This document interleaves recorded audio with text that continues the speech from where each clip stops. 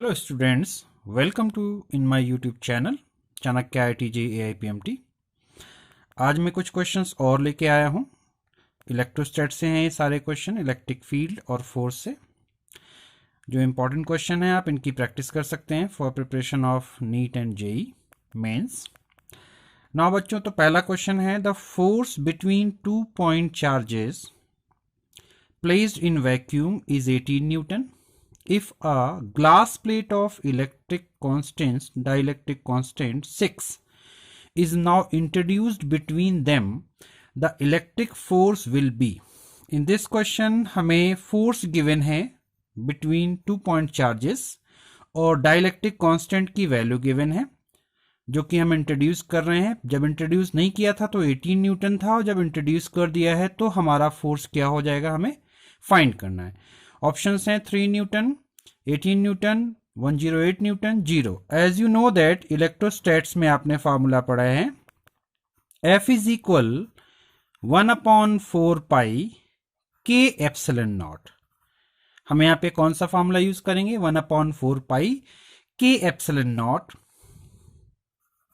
Q1 Q2 divided by R square, where R is the distance. ये formula हम तब use करते हैं जब डाइलेक्ट्रिक कांस्टेंट गिवन हो, और अगर हमारा डाइलेक्ट्रिक कांस्टेंट नहीं गिवन है तो हमारा फार्मूला होता है 1/4 pi epsilon naught Q1 Q2 divided by R square. ये मीडियम में होता है और ये वैक्यूम में होता है। तो अगर हम इन दोनों को कंपेयर करें तो सपोज ये मीडियम में है, ये वैक्यूम में है, तो मैंने एक रिलेशन आपको बताया है, इलेक्ट्रोस्टैट्स का लेक्चर आप देख सकते हैं। तो F in medium is equal to आपका हो जाता है F in vacuum divided by K after dividing these two. तो आपको क्वेश्चन में क्या गिवन है? वैक्यूम में फोर्स 18 न्यूटन गिवन है और डाइलेक्ट्रिक कांस्टेंट K की वैल्यू 6 गिवन है और आपको मीडियम में फोर्स पूछा गया है। तो आपको मीडियम में फोर्स फाइंड करना है। तो मीडियम में फोर्स आप कैसे फाइंड करेंगे? सी, आपने वैल्यू पुट कर देनी है 18 न्यूटन डिवाइडेड बाई 6, कट गया 3 न्यूटन। तो अपना कौन सा आंसर सही हो गया? 3 Newton, option A. Now next question हमारे पास है 4 charges each of magnitude Q are lying at the 4 corners of the square side A.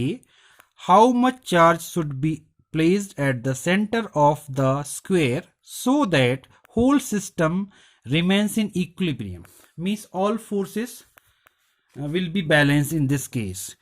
तो क्या गिवन है आपको? एक आपको स्क्वायर गिवन है, तो सपोज कर लिया हमने एक स्क्वायर बना लेना है, ये स्क्वायर है और आपको गिवन है स्क्वायर में 4 चार्जेस प्लेस्ड हैं ऑन द कॉर्नर्स। तो मैंने 4 चार्जेस प्लेस कर दिए। सपोज स्क्वायर का नेम दे दिया ABCD। अब बोल रहे हैं एक दूसरा चार्ज हमने कहां प्लेस करना है? सेंटर पे। According to question side square की क्या है? ए साइड है स्क्वायर की, और गिवन है कि how much charge should be place at the centre. हमें यहां पर एक चार्ज प्लेस करना है so that the system will remain in equilibrium. So we don't know कि हमें यहां पे क्या चार्ज पुट करना है। हमने इसका सेंटर का नाम दे दिया O और मैंने उस चार्ज की वैल्यू बोल दी Q। Let the charge be Q, जो हम पुट कर देंगे और ये सारा का सारा सिस्टम उस कंडीशन में क्या हो जाएगा? इक्विलिब्रियम में हो जाएगा। तो इक्विलिब्रियम की कंडीशन हमें यहां पर फाइंड करनी है। तो इक्विलिब्रियम में क्या होगा? सारे के सारे फोर्स बैलेंस हो जाएंगे। तो हमने लेट कर लिया, चार्ज Q प्लेस किया है, ठीक है। तो Q always will be at the centre. If we are placing at a centre then the charge, all the charges will remain in equilibrium. Now पूरा का पूरा सिस्टम इसमें इक्विलिब्रियम में है। तो अगर ये पूरा सिस्टम इक्विलिब्रियम में है, इट मीन्स इनके सारे के सारे चार्ज रेस्ट पे होंगे। तो मैं किसी को भी एक चार्ज को, एक पॉइंट को इक्विलिब्रियम की कंडीशन में ले लेता हूं। सपोज मैं C पॉइंट ले लेता हूं at C charge Q charge will be in equilibrium, all will be in equilibrium, but मैं C को ले रहा हूं। तो अब C पे कितने फोर्सेस लग रहे हैं वो हमें आइडेंटिफाई करना है। तो C पे फोर्स लग रहा है एक D पॉइंट की वजह से, जो कि आउटवर्ड लगेगा सेम चार्ज होने की वजह से। तो suppose this is F D force. एक बी पॉइंट से फोर्स लगेगा सी पे, ये भी आउटवर्ड होगा सेम चार्ज की वजह से, तो suppose it is F B force. और एक फोर्स लगेगा ए पॉइंट चार्ज की वजह से जो कि आउटवर्ड होगा, सपोज ये आपका एफ ए फोर्स। तो 3 forces are acting at point C, F D, F B, F A. और एक फोर्स आपका और हो जाएगा जो कि इसको बैलेंस करेगा, इन तीनों फोर्सेस को, वो हमेशा एक्ट करेगा अपोजिट में, तभी ये बैलेंस होगा। तो ये वो फोर्स है, इसको हम एफ ओ नेम दे देते हैं। This force is F O acting towards the centre. तो ये टूवर्ड्स द सेंटर तभी लगेगा क्योंकि ये सारे तो चार्ज सेम है, इफ ये चार्ज कैसा हो, नेगेटिव हो। तो इट मीन्स अगर हम सेंटर पे चार्ज रखेंगे तो माइनस क्यू रखना होगा, गेटिंग इट। तो हमें माइनस क्यू रखना है। अब हमें इन फोर्सेस को बैलेंस करना है, तो अब हम कौन से फोर्स बैलेंस कर सकते हैं, पहले तो हमें फाइंड करना होगा एफ डी फोर्स और एफ वी फोर्स का रिजल्टेंट जो कि एफ ए की डायरेक्शन में एक्ट करेगा। इन दोनों फोर्सेस का जो सम है, सपोज ये आपका एफ फोर्स है, F force plus F A force is equal to F O force. तो अगर हम सी पॉइंट की बात करें तो एफ ओ फोर्स वेक्टर जो है वो इक्वल हो जाएगा आपका F force vector plus F ए वेक्टर। क्लियर।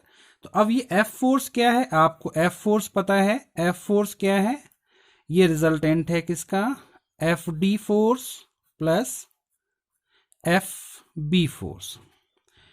ओके। तो अगर आप फिगर में देखो तो एफ डी फोर्स की वैल्यू क्या निकल के आ रही है, एफ डी और एफ बी दोनों सेम आएंगे, F D is equal to F B होगा, क्योंकि आपका बी और ए और सी डी चारों जो चार्जेस हैं वो सेम है ए बी सी डी पे, तो डिस्टेंसेस भी सेम है क्योंकि स्क्वायर है, तो फोर्स तो दो ही चीजों पे डिपेंड करता है, डिस्टेंस और चार्जेस पे। तो इट मींस जो फोर्स निकल के आएगा वो हो जाएगा कूलम्स लॉ से के Q square divided by A square. ये फोर्स आपका हो गया एफ डी और एफ बी। अब इन दोनों फोर्सेस की वैल्यू अगर हम यहां पुट करेंगे तो parallelogram law of vector addition से अगर मैं फोर्स के मैग्नीट्यूड की वैल्यू फाइंड करूंगा तो आपको दिख रहा है कि ये वाला फोर्स राइट एंगल पे है, तो अंडर रूट 2 टाइम्स हम इसको फाइंड कर सकते हैं, मीन्स दिस। अगर हमें एफ फाइंड करना है तो हम क्या कर सकते हैं, under root of F D square plus F V square.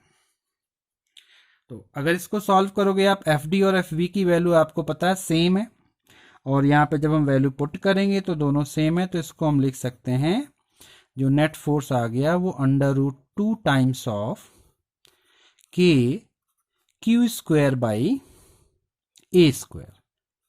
This will be the value of net force और रिजल्टेंट फोर्स, इन दोनों फोर्स की वैल्यू। एंड एफ ए देखो, एफ ए यहां से है तो इसके लिए डिस्टेंस हो जाएगा 2a। तो अगर डिस्टेंस 2a हो जाएगा तो एफ ए की वैल्यू आपकी निकल के आ जाएगी 2a के टर्म्स में, और एफ ओ के लिए आपको डिस्टेंस लेना होगा हाफ। तो पाइथागोरस थ्योरम से अगर आप ये डायगोनल फाइंड करेंगे तो डायगोनल आएगा आपका under root 2a, under root 2a का हाफ कर देंगे तो हो जाएगा a बाई रूट 2। तो जो a बाई रूट 2 है वो आपकी ओ सी की वैल्यू हो जाएगी। ये किसकी वैल्यू है, ओ सी, क्योंकि हमें जब एफ ओ फाइंड करना होगा तो ओ सी डिस्टेंस लेना होगा। तो एफ ओ के लिए डिस्टेंस ये हो जाएगा। तो अब हम यहाँ पे वैल्यूज पुट करते हैं। एफ ओ के लिए हम लिख सकते हैं के कैपिटल क्यू स्मॉल क्यू, क्योंकि कैपिटल क्यू हमने लेट किया है, स्मॉल क्यू यहां पर है, अपॉन आर स्क्वायर के प्लेस पर हो जाएगा A square upon 2। A square A by root 2 है तो क्या बन जाएगा, A square upon 2। Resultant force F आपने फाइंड कर लिया है, ये आ चुका है under root 2 times of K Q square upon A square. F A की वैल्यू आपकी क्या हो जाएगी, K Q square upon total distance under root 2a है, diagonal of square means AC की वैल्यू, सॉरी इसकी वैल्यू हमें एफ ए के लिए, हाँ AC की वैल्यू, AC की वैल्यू 2a √2a है, तो √2a को जब स्क्वायर करेंगे then it will become 2a square. तो this is the value. Now देखो आप यहाँ पे सभी जगह से k q कॉमन है, k q कैंसिल हो जाएगा, q divided by a square by 2 is equal, K Q हमने कैंसिल कर दिया, √2 q बाई a स्क्वायर प्लस यहां पे बचेगा q by 2a square. Now अब मैं q फाइंड करना चाह रहा हूं यहां से, तो q आपको मालूम है नेगेटिव है, नेगेटिव मीन्स इसकी डायरेक्शन अपोजिट होगी। अब आप a स्क्वायर बाई 2 यहां पे डिवाइड में इससे मैं मल्टीप्लाई कर देता हूं, a स्क्वायर बाई 2 से जब मैं मल्टीप्लाई करूंगा तो यहां पर q की वैल्यू फाइंड होकर के आ जाएगी। तो सपोज जो q की वैल्यू निकल रही है वो मैं यहां पे लिख रहा हूं, q is equal √2 a square by 2 से जब मल्टीप्लाई करोगे आप तो a स्क्वायर कट जाएगा, यहां पर क्या आ जाएगा √2 बाई 2 √2q बाई 2 प्लस यहां पे भी मल्टीप्लाई होगा तो a से a कट जाएगा और q बाई 4 हो जाएगा, q बाई 4। सो ये वैल्यू आपकी q की आ गई। अगर हम यहां से देखें तो यहां से हम 4 कॉमन ले सकते हैं 1/4, तो मैं इसको ऐसे भी लिख सकता हूं, q is equal to -1/4 common ले लिया, 2√2 plus 1 q, 2√2 plus 1 q। So q is equal to 1/4 2√2 plus 1 q. So this will be the value of charge which is at the center O. Now next problem हम check करते हैं। Two charges sphere of radius capital R are kept at a distance d where d is greater than 2r. One has a charge plus q and other minus q, as the force between them will be, which is shown in the figure. See, there are two charges given, plus q charge sphere and minus q charge sphere. Radius दोनों के same है r, दोनों के centres के बीच का distance d है। तो अब क्वेश्चन ये है कि इनके बीच में जो फोर्स एक्ट कर रहा है वो इनमें से कौन सा होगा। Two charges are given, see the charges are opposite nature, तो फोर्स हमारा कैसा होगा, अट्रैक्टिव होगा, force will be attractive, clear. And if force is attractive then the distance d, if the distance d is given, so I am writing the value of force F is equal k means 1/4 pi epsilon naught q square by d square. This is the value of force.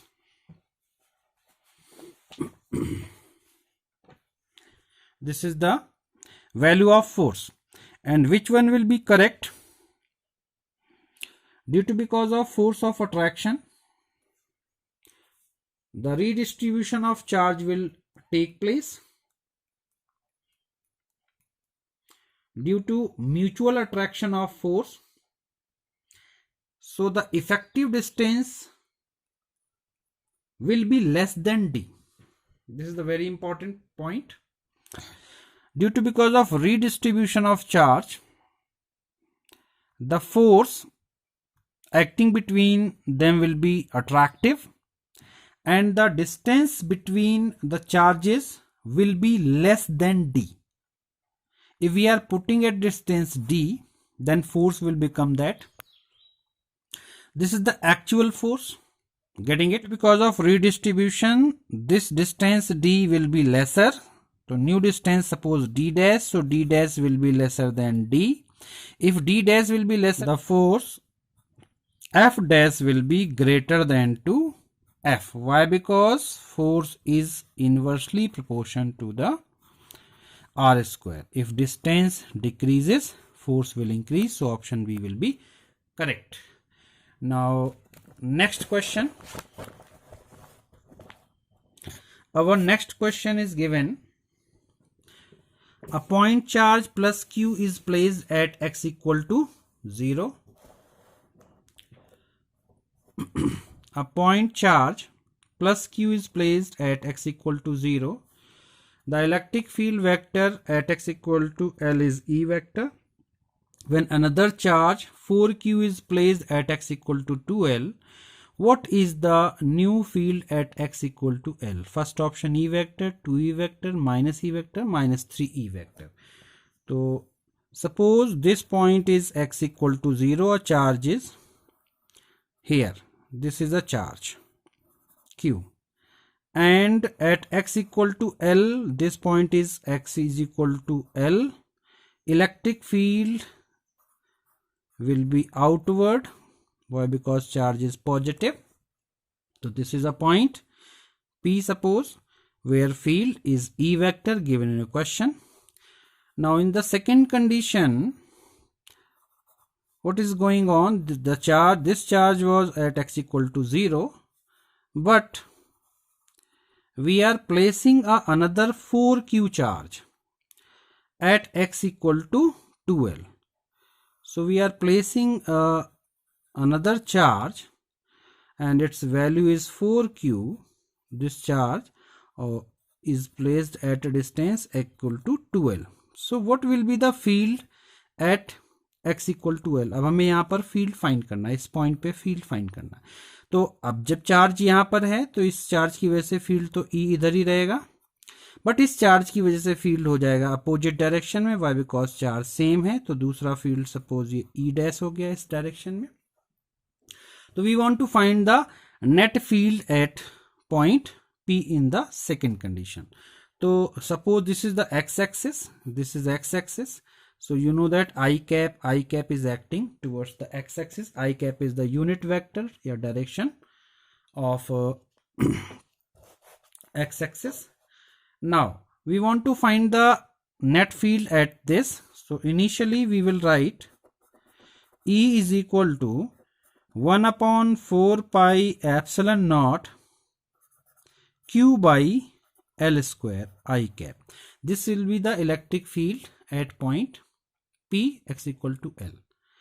Now E dash, which will act opposite to the direction of first charge.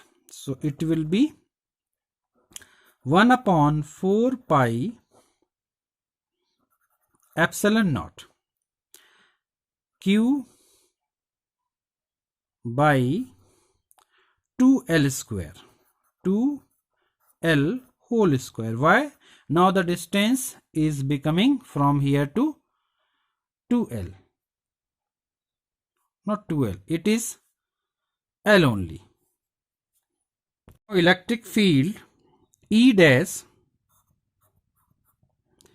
is equal 1 upon 4 pi epsilon naught. Now charge is 4q. Charge changes over here. Charge अब 4q हो गया है, पर distance तो वही रहेगा L square. और इसकी डायरेक्शन क्या है? Opposite to the first. So we may write negative here. Clear? Now net field at P. हमें तो नेट फील्ड फाइंड करना है. Net field at P. तो नेट फील्ड क्या हो जाएगा? Sum of these two vectors. So net field will be E plus E dash. And you know that E क्या है? 1 upon 4 pi epsilon सेम है, बस यह 4q का डिफरेंस है. जब आप इसको ऐड करोगे तो ये माइनस में, तो यहाँ पे आ जाएगा minus 1 upon 4 pi epsilon not 4q और प्लस का q. सो यहाँ पे बन जाएगा माइनस में, that means 3q by L square which is equal to E. So we may write new field will be minus 3a vector, 3e vector. So the option D will be correct. अगर मैं यहाँ पे 4q charge रख रहा हूं तो नई field जो आपकी बनेगी वो -3e vector. Option D correct हो जाएगा. नाउ नेक्स्ट क्वेश्चन हमारे पास क्या है, in space two charges are placed at shown in figure, what is the possible direction of field at P? South, south west, north east, west. तो देखिए charges given है, ये पॉजिटिव चार्ज है, ये नेगेटिव है। तो इस पॉजिटिव चार्ज की वजह से अगर इस पी पॉइंट पे डायरेक्शन हम देखेंगे तो ये डायरेक्शन हो जाएगी इलेक्ट्रिक फील्ड की, इसको नाम दे दिया E1, Q1 चार्ज की वजह से है। नाउ ये Q2 चार्ज है, तो ये तो नेगेटिव है, as you know that negative में इनवर्ट डायरेक्शन होती है, तो यहां पे डायरेक्शन हो गई E2। तो ये आपकी E1 की डायरेक्शन है और ये आपकी E2 की डायरेक्शन है, तो रिजल्टेंट डायरेक्शन आपकी हो जाएगी यहां पर, parallelogram law of vector addition से। E1 vector and E2 vector का जो रिजल्टेंट वेक्टर बनेगा वो इन दोनों के बिटवीन बनेगा। ठीक है, तो अब हमसे पूछ रहा है कि डायरेक्शन में से कौन सी होगी, तो आपको डायरेक्शन का सिंबल पता होना चाहिए। ये होता है आपका ईस्ट, ये होता है वेस्ट, ये होता है नॉर्थ और ये होता है आपका साउथ। ये डायरेक्शन है, तो अब आप डायरेक्शन से कंपेयर करो, किधर आ रहा है, north east. That means option C correct होगा इसका। नाउ नेक्स्ट क्वेश्चन हमारे पास गिवन है, an infinite number of charges are given over here.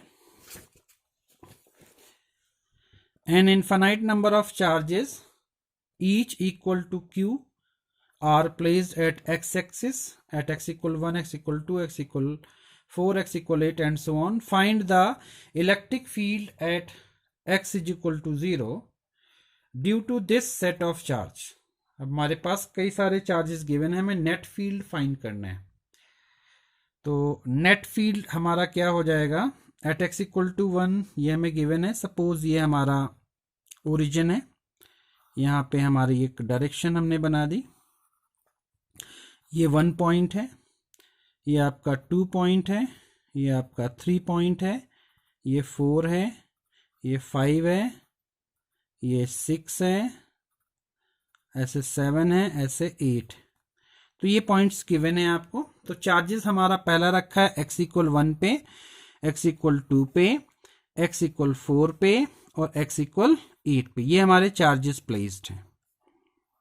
Clear, Q charge, charges are same, Q Q Q Q and so on, आगे भी है। तो ये हमारा x इक्वल 0 है। तो the direction of electric field, infinite number of charges are given, x axis equal 1 to given, electric field at x equal to 0। so field हमें यहां पर फाइंड करना है। तो इस वाले चार्ज की वजह से फील्ड की डायरेक्शन इधर होगी, इसकी वजह से भी इधर होगी, और इस सारे के सारे चार्जेस की वजह से डायरेक्शन अपोजिट डायरेक्शन में हो जाएगी। तो फील्ड एट, अगर हम इस x इक्वल टू 0 पॉइंट पे हमें फाइंड करना है, तो E0 को मैं लिखूंगा negative 1/4 pi epsilon naught Q by 1 square. Distance क्या है हमारी 1 फर्स्ट केस में, फिर ये नेगेटिव कॉमन ले लेते हैं क्योंकि सभी की डायरेक्शन सेम है, plus again 1/4 pi epsilon naught Q by, अब क्या आ जाएगा 2 whole square, plus 1/4 pi epsilon naught Q by 4 square, plus 1/4 pi epsilon naught Q by 8 whole square and so on. तो ये हमारा नेट इलेक्ट्रिक फील्ड हो जाएगा। अब देखो यहाँ पे हमें क्या दिख रहा है, हमें 1/4 पाई एप्सिलॉन नॉट और Q कॉमन दिख रहा है, तो हम इसको कॉमन ले लेते हैं, is equal to minus 1/4 pi epsilon naught and Q हमने कॉमन ले लिया, तो अंदर बचेगा 1 प्लस 1/4 प्लस 1/16 प्लस 1/64, 88 जा 64 एंड सो ऑन।